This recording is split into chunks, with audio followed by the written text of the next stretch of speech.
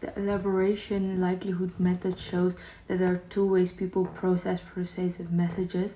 The first one is through the central route, where they think deeply and make lasting decisions. And the second one is the peripheral route, where they rely on services causes like celebrities. Then there's advertising that uses techniques like agenda settings, which tells us which topics to focus on. And then framing, it alters our perspective, perception by how information is presented. And the cultivation theory suggests that the media has shapes our reality over time. And social learning theory shows that we mimic these behaviors that we see on ads.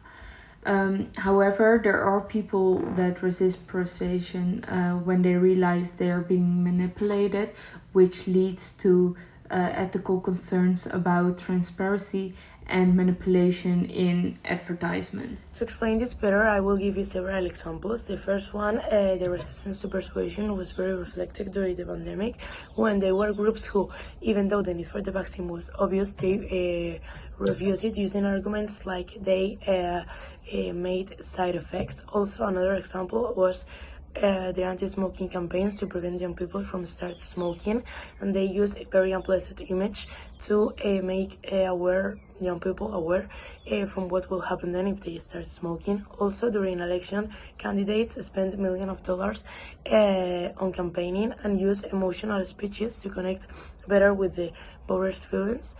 For example, telling stories of how a worker could lose their job because of the opposite candidates' policies. And finally, there are brands such as Apple that prepare their buyers against the competition, immunizing them against their advertising and criticizing of their products. So when the competition tries to convince buyers, they are already immunized by Apple.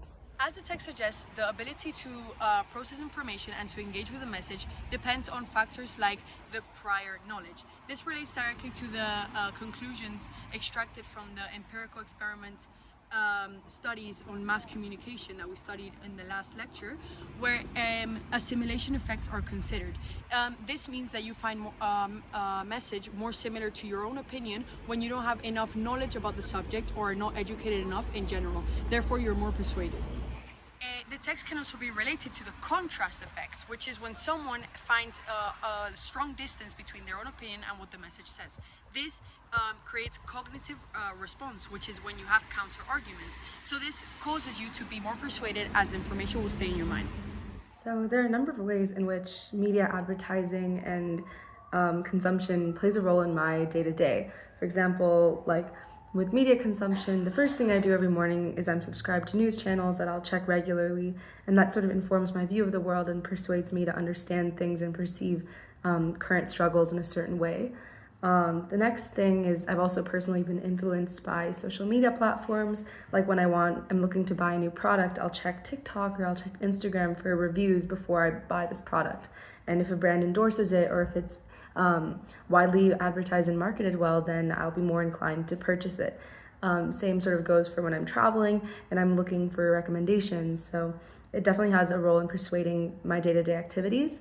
Beyond that, also, media has the power to persuade personal values by promoting and allowing you to join these communities of diverse networks and campaigns.